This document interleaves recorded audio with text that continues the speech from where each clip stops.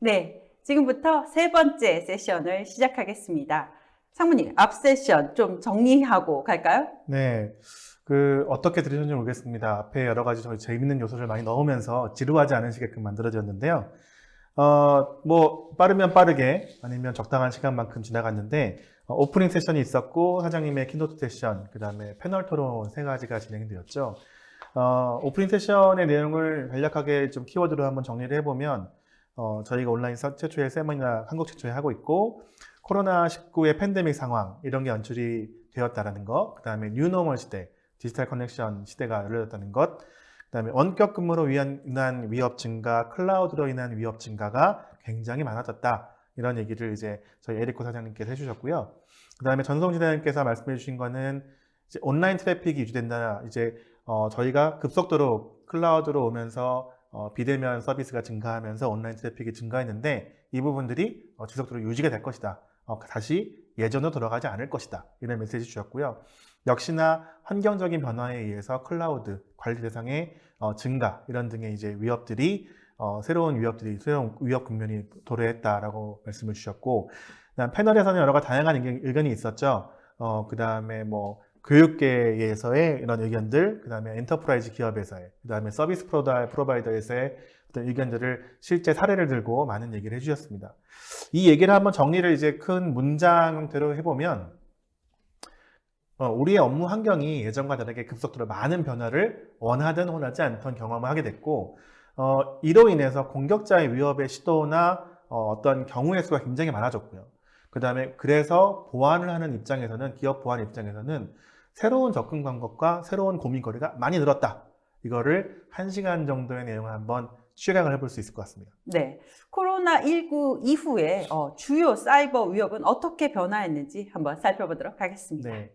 앞선 내용들을 급하게 정리를 좀 해보긴 했지만 실제로 새로운 위협이 이렇습니다라고 한 번에 정리하기 쉽지 않습니다. 근데 이제 앞선 내용들의 토대로 말씀을 좀 드리면 지금까지 저희가 했던 그 보안의 어떤 역할이나 행동들은 경계 보안에 멈춰 있었죠. 경계 보안 중심이었습니다. 그래서 경계에 다 모든 이제 저희 방어망을 놓고 외부에서 들어오는 것들을 침입을 차단을 하고 내부에서의 어떤 활동들, 네트워크라든지 사용자 보안이라든지 이메일이라든지 아니면 여러 가지 서버에 대한 부분들을 내부 기준으로 많이 하게 되어서 어떻게 보면 쉬웠어요, 상대적으로.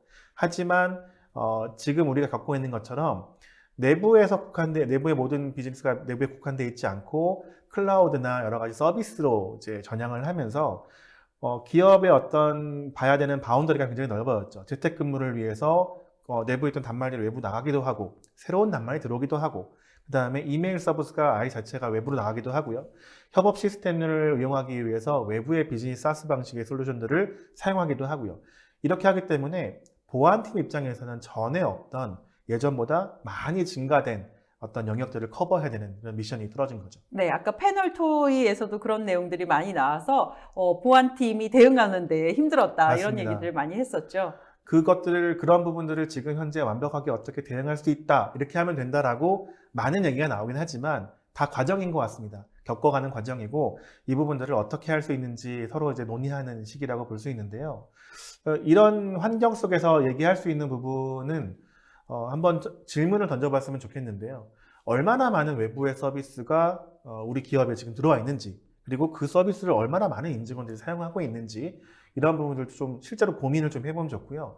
가장 중요한 부분은 그래서 우리가 변화한 우리의 그 보안 커버리지를 어느 만큼 가시성을 확보하고 있는가, 우리가 스스로. 이런 부분들이 굉장히 중요한 포인트가 될 거라고 생각합니다. 근데 막상 코로나19로 인해서 재택근무 들어가는데 저런 것들에 대한 고려가 없이 막 이루어지고 있잖아요. 맞습니다. 네. 사실 그렇게 사전 검토를 하고 준비하고 스텝 바이 스텝으로 할 수 있는 그런 시기가 아니었고요. 시간적인 여유가 전혀 없었어요. 일단은 네. 진행을 하고 봐야 되기 때문에 보안팀 입장에서는 보안 사람 입장에서 너무 힘든 상황이 아닐 수 없습니다. 네, 그러면 코로나19 이후 사이버 위협의 대응 방법은 어떻게 해야 하는지 알아보도록 하겠습니다.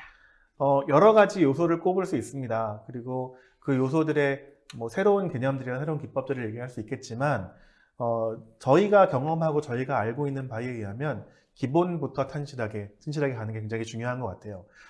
이메일과 엔드포인트에 대한 보안은 아무리 강조해도 지나치지 않을 것 그렇죠. 같습니다.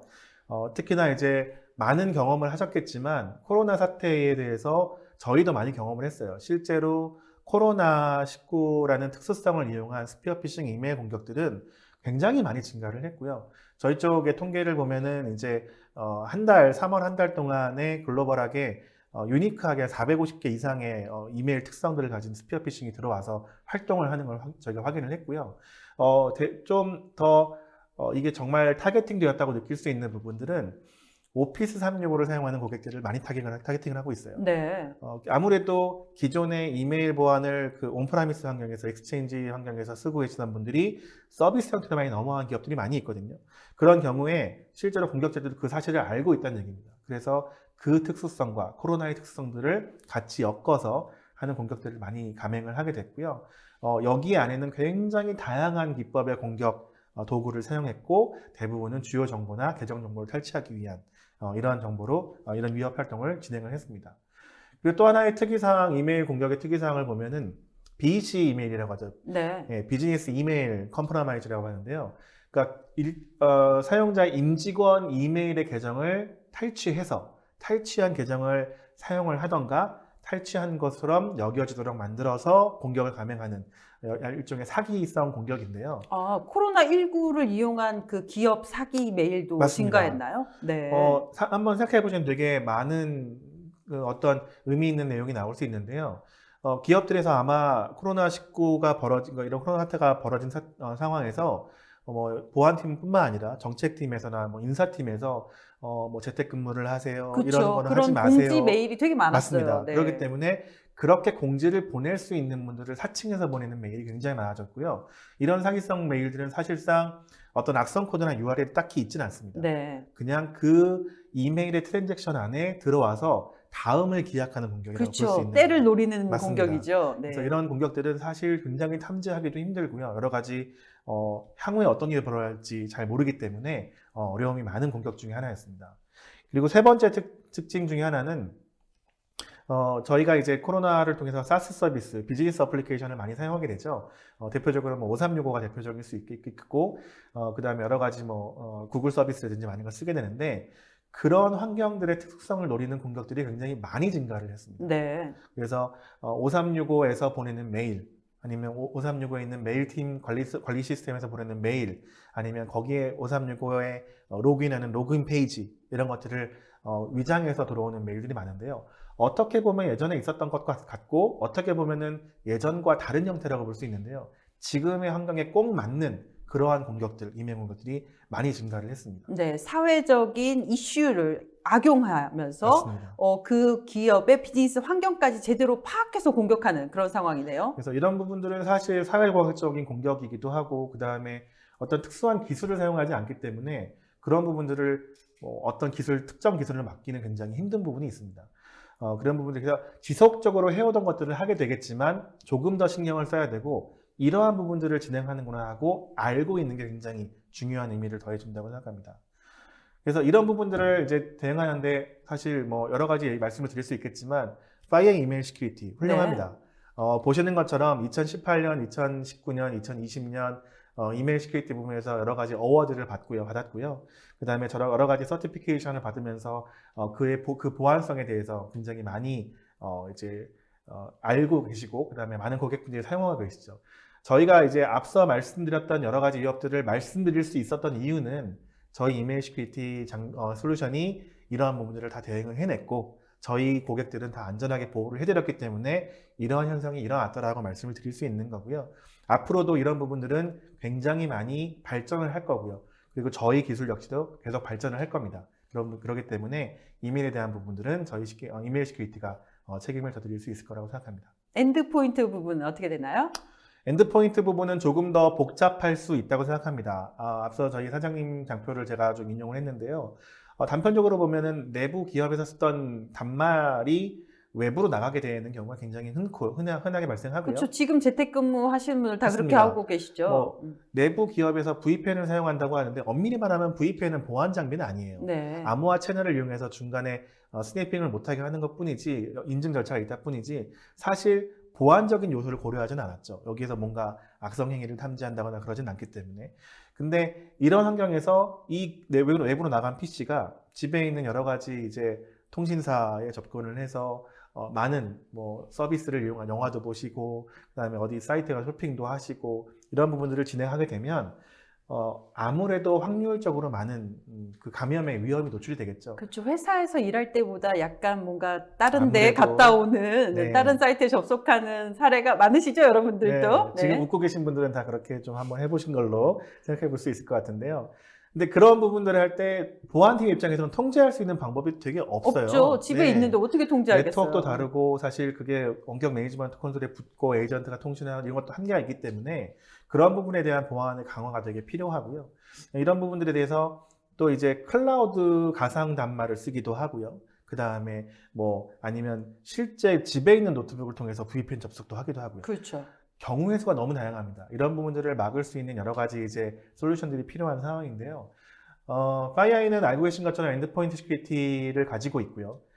많은 기능들을 가지고 있습니다. 제가 오늘 이 자리에 이 세션에서는 제품의 기능이나 어떤 장점을 최대한 말씀을 안 드리려고 합니다. 이런 부분을 가지고 있는 것들이 궁금하시다면 저희한테 연락을 주시면 저희가 충분히 설명을 드릴 수 있고요. 저희가 이렇게 하는 이유와 이렇게 어떤 것 장점인지를 말씀드리려고 하는데요. 엔드포인트 시큐리티가 저희가 가지고 있는 부분들은 다양한 어떤 엔진을 통해서 공격의 라이프 사이클을 충실히 수행할 수 있고요.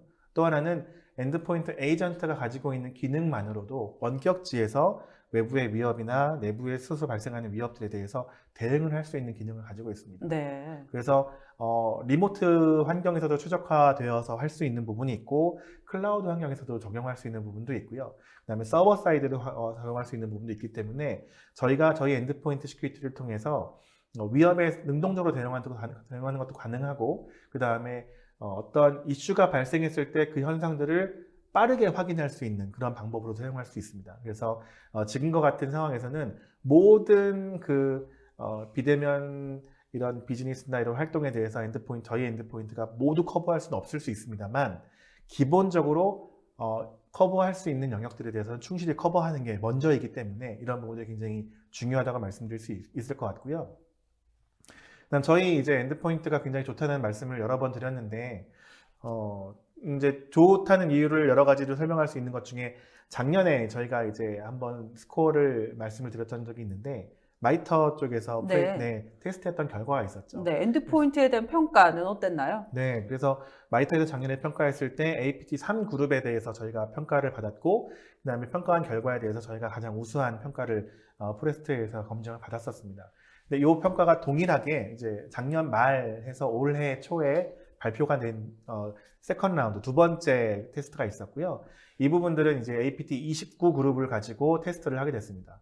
테스트를 했는데 이 부분 역시도 저희가 굉장히 높은 평가를 받았고, 두 번째 평가는 굉장히 다양한 영역으로 쪼개서 평가를 했어요. 네. 제품 자체의 기술부터 외부의 어떤 서비스라든지 내부의 어떤 보안 전문 어떤 지식이라든지 이런 것들을 다 평가를 하게 됐는데, 그런 부분에 있어서도 굉장히 높은 평가를 받게 되었으니 저희 솔루션이 굉장히 큰 도움이 될 수 있다는 부분들을 믿어 의심치 않습니다. 그래서 이거 부분들을 많이 검토해 주시고 많이 연락을 주시면 지금 현재 상황에서 어떤 부분을 커버할 수 있고 어떤 부분을 저희가 도움을 드릴 수 있는지 정확히 말씀을 드릴 수 있을 것 같습니다. 그러니까 많이 이 방송을 보시는 분들이 파이어아이라고 딱 생각하면 APT를 맞습니다. 대응하는 솔루션에 특화되어 있다고 네. 생각하는데, 이메일과 엔드포인트에서도 강점을 보이고 있다는 거 네, 설명을 맞습니다. 해주셨네요.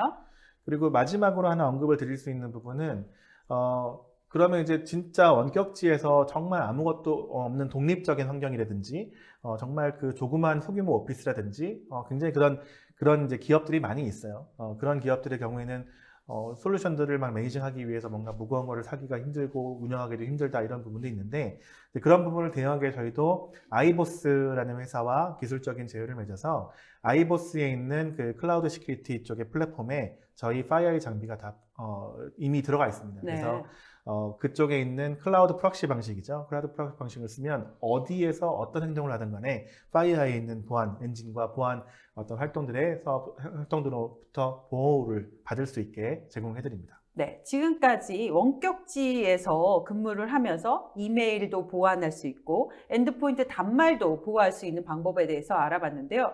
여기에 기업들 보니까 아까도 말씀하셨지 클라우드 서비스를 네. 많이 쓰게 됐어요. 코로나19로. 그래서 클라우드에 대한 사용이 늘어났는데 여기에 대해서는 어떻게 대응해야 되는지 알려주시죠.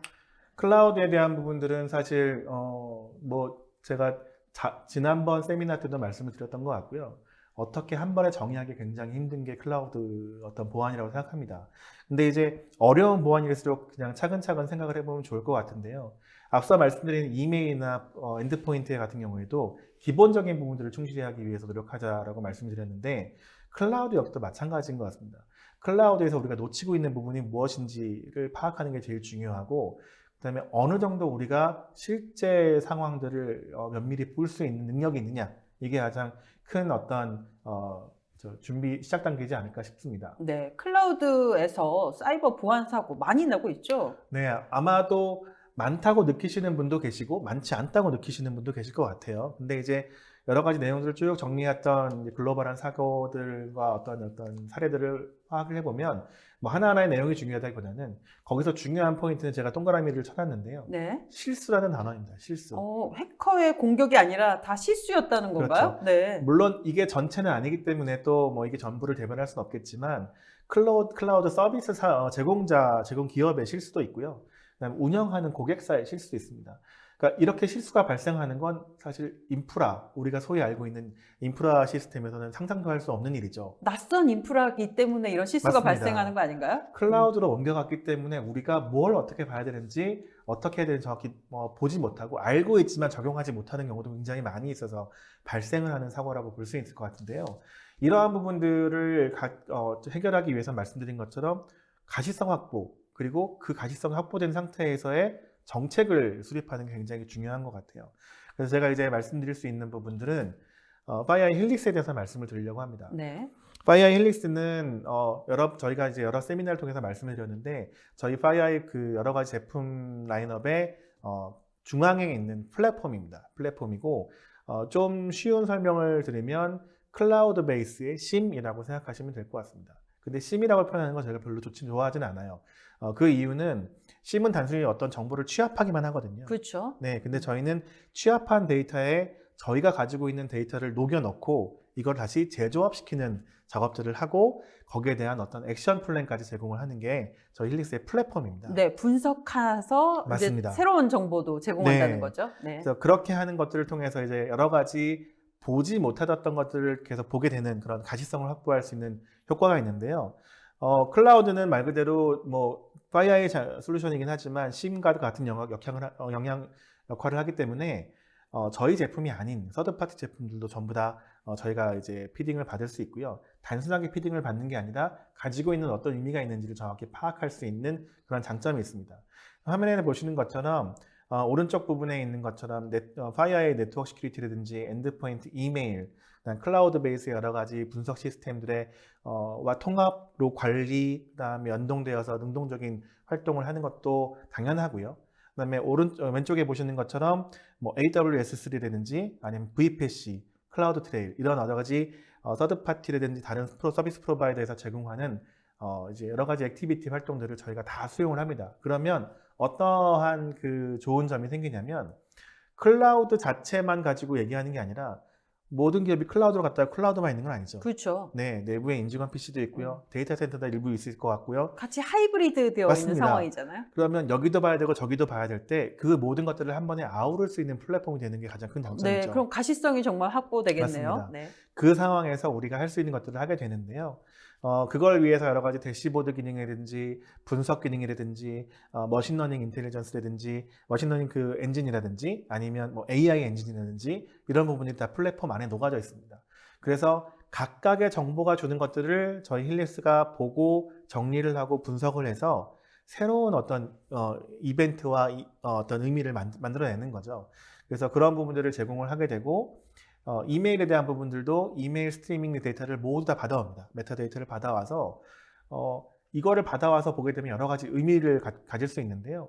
이메일이 가지고 있는 어느 사용자가 제일 많이 위협을 받게 되는지, 그 어느 조직 내에서 어떤 위협의 형태가 가장 많이 들어오는지, 그다음에 어떤 도메인이나 어떤 그 지역에서 가장 많이 들어오는지 이런 어떤 새로운 가시성들을 확보할 수 있어요. 그러면 우리가 그런 것들을 이메일 정책상에 녹여내기 굉장히 쉬워지는 장점도 발생할 수 있습니다. 네, 그럼 힐릭스에서 어떤 거를 볼 수 있는지 좀 예시를 하나 들어주실까요? 네, 지금 클라우드를 말씀드리고 있기 때문에 클라우드 쪽 예시를 한번 말씀드리면 흔히들 그 5365라고 오피스 365라고 하면 이제 두 가지를 떠올리시죠. 하나는 우리 파워포인트, 엑셀을 그렇죠. 생각하시는 네. 분이 첫 번째 계시고요. 두 번째는 이제 5365의 이메일 서비스를 네. 생각하십니다.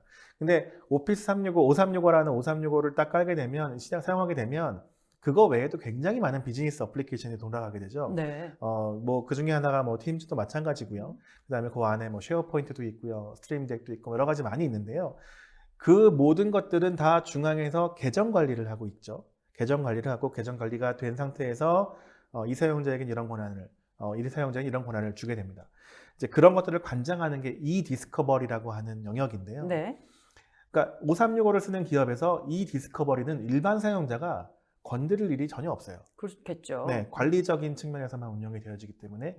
근데 그런 부분들에 갑자기 뭐 패스워드를 막 검색하는 활동들을 누가 명령을 시도한다든지. 뭔가 이상하네요. 네, 그러면 그리고 뭔가 데이터를 거기서 뽑기 위한 시도를 막 여기저기서 하게 된다든지, 아니면 이상한 일들을 막 찾고 있는다든지. 네. 이런 활동들은 악성이다, 악성이 아니냐가 아니라 뭔가 이상하고 수상하다. 네. 이런 부분들을 확인할 수 있는 거죠. 이런 부분들은 마이터 어택 프로그램에도 정해져 있습니다.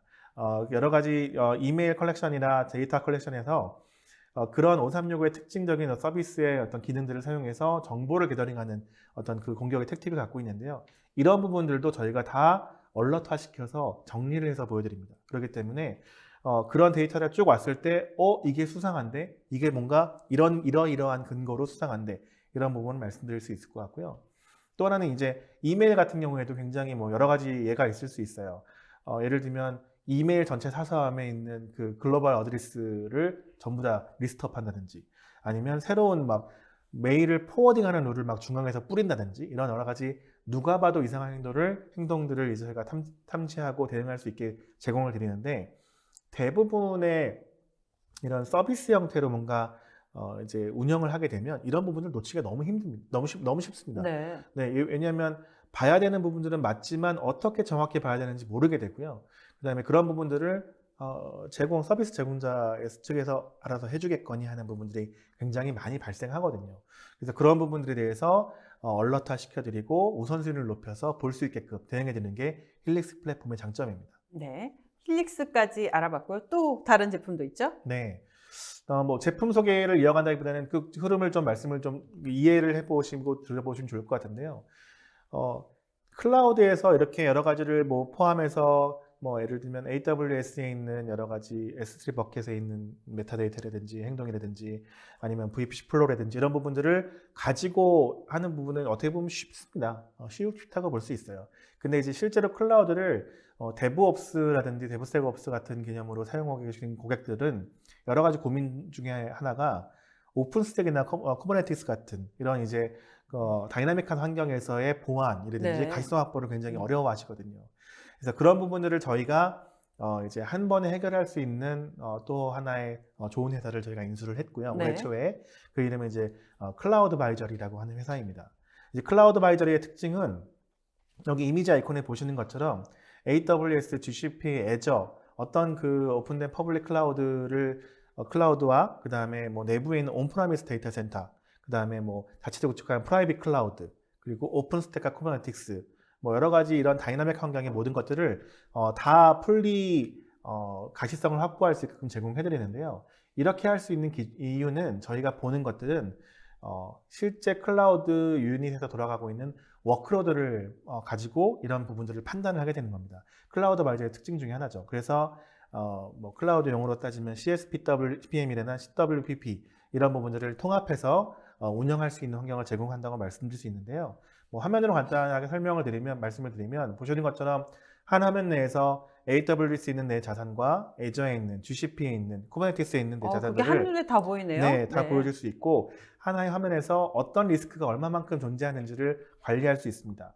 그리고 또 하나는 각각의 유닛들이 어떻게 서로 간에 영향을 미치고 통신을 하고 어떤 행위들을 하는지를 모니터링할 수 있고요. 그 모니터링한 그 행동들이 어떤 정책을 준수하고 있는지, 예를 들면 뭐 ACL 정책도 있을 수 있고요. 그 다음에 여러 가지 그 내부의 통제 정책들이 있을 수 있는데 통제가 무엇인데 어떻게 활동하고 있는지, 그거에 위배되는 건 없는지를 확인을 해서 위배가 되는 경우에는 바로 컴플라이언스 체크에 얼럿을 두고 그거를 다시 원복을 시킬 수 있습니다. 이 부분들이 이제 클라우드를 많이 써보신 분들은 이제 뭐 공감을 하실 수 있으실 텐데요. 클라우드를 한번 이제 쫙 브로드하게 쓰게 되면 100개, 200개 유닛들을 인스턴스를 활용하게 되시는데 그 하나하나의 활동들을 보기 너무너무 힘듭니다. 그렇죠. 그리고 하나의 정책이 바뀌었다 그래서 어딜 들어가서 그 하나의 정책을 딱 쉽게 다시 원복시키기라는 너무나 노가다성의 작업이 되는 거죠. 그런 부분들을 클라우드 바이저리가 해결할 줄 수 있고요. 그 다음에 클라우드 바이저리가 이러한 워크로드의 가시성을 확보해 주기 때문에 아까 말씀드렸던 힐릭스의 플랫폼과 연동이 되어서 좀 더 클라우드의 뎁스 있는 가시성을 확보해 드립니다.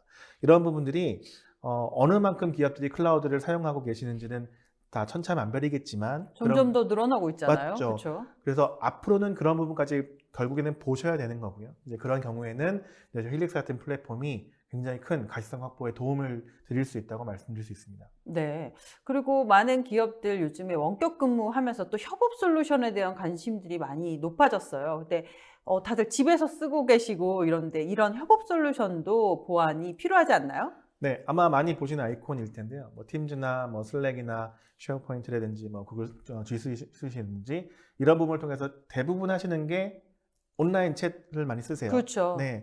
그리고 거기에 이제 외부분도 초대를 시켜가지고 같이 회의도 하시고 자료도 올리고 화상회의도 하고. 근데 그럴 때 저희가 봤을 때 굉장히 많은 공격의 또 도구로 사용되기도 합니다. 네. 왜냐하면 외부에서 들어오신 분들이 내가 여기 저기 좋은 자료 찾았어. 링크 걸어줄게. 그리고 올리게 되죠. 많이 올려요, 네, 사실. 그러면 네. 저희는 아는 분이 올렸기 때문에 그 챗방 안에서 그냥 클릭을 합니다. 클릭하죠, 당연히. 네. 뭐지? 하고 보게 되겠죠. 근데 생각해 보시는 것처럼 그 안에 굉장히 많은 위협의 요소가 있을 수 있고요. 그 계정들이 정말 신뢰할 수 있는지를 확인해 보기가 굉장히 힘듭니다. 아, 그런 위험이 도사리고 네, 있군요. 실제로 많이 발생하는 위협 중에 하나고요. 그래서 보시면 지금 이제 화면에서 보시는 것처럼 이제 뭐 드웨시라고 하는 사람이 뭐라고 말을 보냈더니 이제 암이라고 하는 친구가 링크를 하나 보내줬어요. 네. 근데 링크를 보내자마자 밑에 Fire Messaging Security라고 그래가지고 네. 이 링크는 악성이야라고 바로 표현을 해주는 겁니다. 네네. 보면은 이 링크는 이제 저희쪽 그 DTI 쪽에서 알고 있는 URL이고 이제 뭐 악성 URL이고 이런 이제 그 로gin을 유도하는 그런 이제 사이트다라고 바로 표현해 주는 거죠. 그 챗방 안에 보안을 모니터링하는 전문가가 그 챗방에 같이 있는 거죠. 네. 그래서 링크를 걸어주면 링크에 대해서 바로 확인을 하고 악성을 알려주는 겁니다. 네네. 요즘 진짜 이런 협업 솔루션 많이 쓰고 있는데 저도 그냥 아무 생각 없이 계속 누르고 있거든요. 맞습니다. 사실 카카오톡 이런 것은 모르는 사람한테 오면 이건 누르면 절대 안 돼. 그렇죠. 이게 편하죠. 딱 그 머릿속에 이제 많이 쓰던 것들은 되어 있는데 갑자기 원격 근무를 하면서 협업 솔루션을 쓸 때는 그냥 지금 되게 무한정 그렇죠. 신뢰하고 있는 그런 상황인 것 같아요. 네. 그래서 뭐 URL도 마찬가지고 첨부 파일도 마찬가지고 각각에 대해서 받을 수 없게끔 이렇게 바로 제공해주기 때문에 이러한 부분들이 지금 현재 코로나 상황에 맞는 어떤 또 좋은 솔루션이 될 수 있다고 생각합니다. 네. 코로나19로 인해서 이제 기업들이 불확실성이 되게 높아지는데요. 이런 것들을 대응하고 분석할 수 있거나 아니면 사업의 우선순위를 판단할 수 있는 그런 솔루션도 있나요?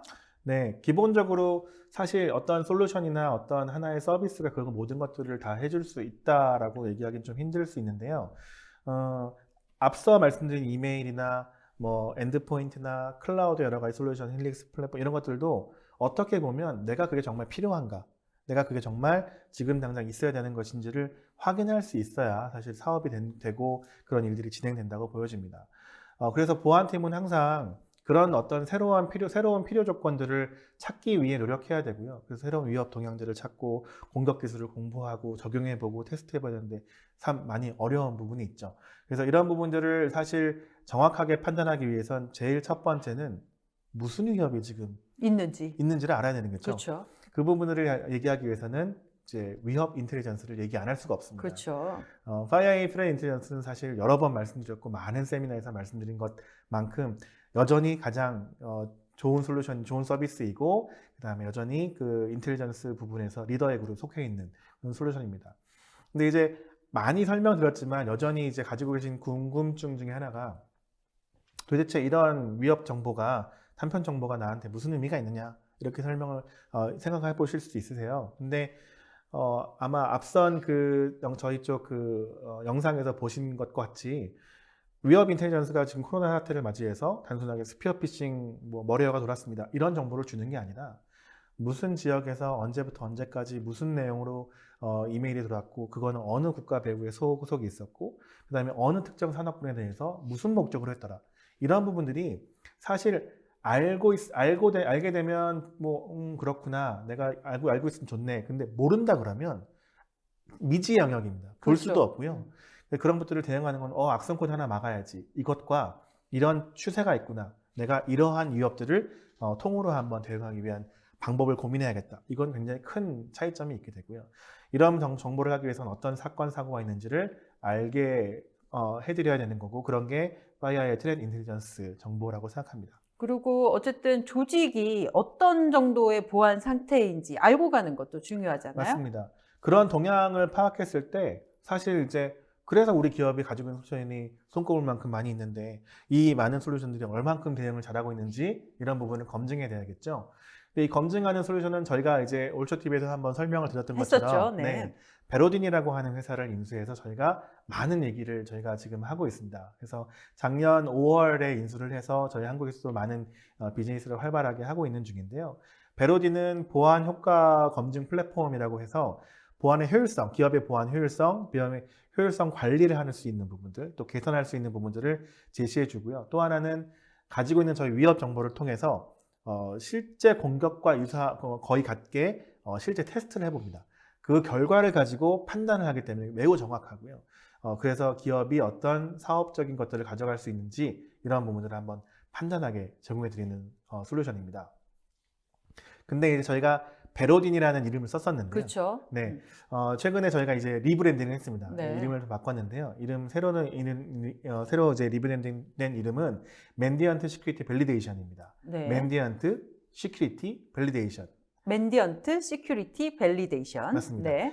맨디언트의 보안 검증 솔루션이라고 생각합니다. 보안 확인, 보안 검증 솔루션이라고 보면 좋을 텐데요. 맨디언트 시큐리티 밸리데이션이라는 이름을 꼭 기억하시기 바라고요. 굉장히 중요한 단어가 될 것 같습니다. 그래서 이 맨디언트 시큐리티 밸리데이션이 여러 가지 활동을 하고 있는데 활동을 한 내용들을 좀 집약해서 보고서가 하나 나왔어요. 네. 이제 딥다이브 인투 사이버 리얼리티라고 했는데요. 사이버 현실에 대한 심층 분석 이런 보고서가 나왔는데 이 보고서에 있는 데이터는 11개의 산업군에 있는 고객들을 대상으로 했고 그 다음에 그 고객들은 실제로 그 대외 고객이 한 9억 명 정도 이상 되는 기업들, 굉장히 수준이 있는 기업들을 대상으로 한 결과라고 합니다.